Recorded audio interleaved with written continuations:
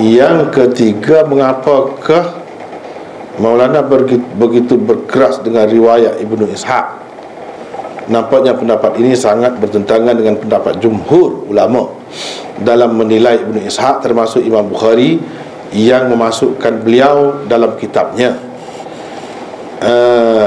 Jadi ini saya nak tanyalah kepada yang menyoal ini terlebih dahulu, dia baca ke tidak buku saya dahulu?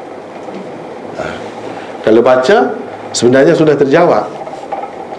Kalau baca sudah terjawab. Rasanya ada di luar tu kan? Ada. Dari segi kita kata riwayat jumhur, tak tepat. Jumhur, saya sudah kemukakan berapa banyak di situ dalam buku tu, bukan jumhur. Itu pendapat segelintir, minoriti. Kalau ada yang terima, yang terima pun bersyarat, bukan kata secara mutlak terima. Tidak. Dan kita kata ini Imam Bukhari masuk dalam kitab dia, saya sudah jawab juga ini pun.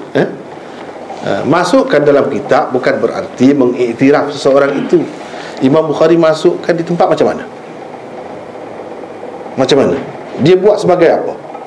Itu yang penting yang kita kena soalnya. Kalau nak kira dia sebut nama, ada sebut.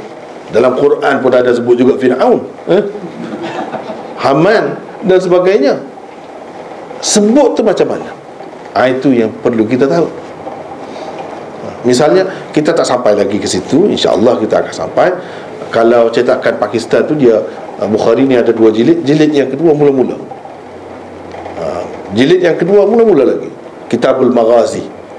Imam Bukhari bawa apa ni, Zaid bin Arqam cerita berapa peperangan yang Rasulullah sallallahu alaihi wasallam lancarkan. Peperangan yang pertama apa?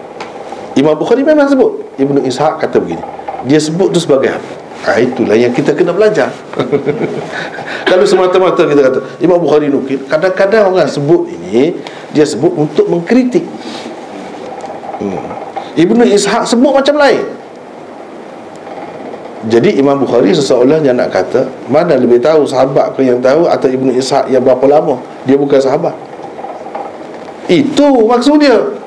Bukan dia nak jadikan hujah. Setelah dia bawakan hadis Zaid bin Arqam cerita begini-begini, nak terkeluar bahasa sendiri, jadi dia sebut itu, dia sebut dia kemukakan Ibnu Ishaq bercanggah dengan apa yang dikemukakan oleh Zaid bin Arqam. Zaid bin Arqam sahabat, dia ikut serta sendiri, dia tahu. Ibnu Ishaq cerita macam lain. Cuba fikir, apa dia maksud dia? Kita nak pilih yang mana? Riwayat yang bersanad, yang lengkap, atau dan sahabat yang terlibat dalam peperangan itu dengan Rasulullah sallallahu alaihi wasallam sendiri, atau seorang tabi'i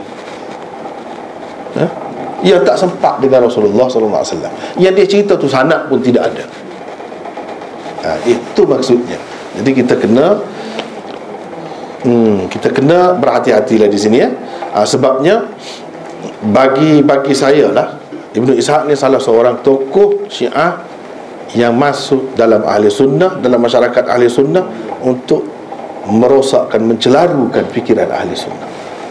Jadi sehingga memang kita selama ni pun duduk ikut yang dia lah, dia punya lah. Duduk ikut yang dia punya, banyak perkara lah. Setelah kita, kerana apa? Kerana kita tidak sedar dia tu bukan kalangan kita, orang asing sebenarnya. Itu kita kena sedar. Jadi secara senyap-senyap, bila kita terima, artinya kita telah menerima fahaman Syiah. Itu sebenarnya benda besar. Ini yang tidak ramai orang yang tak nampak. Saya cuba dedahkan. Banyak lagi, ramai lagi yang lain, banyak lagi buku lain yang seumpama itu. Jadi itu contoh saja. Jadi kita kena berhati-hati supaya kita betul-betul bersih. Kalau bukan sunnah betul. Jangan sunnah yang bercampur-campur dengan riwayat-riwayat yang kotor macam tu. Sekian. Allah.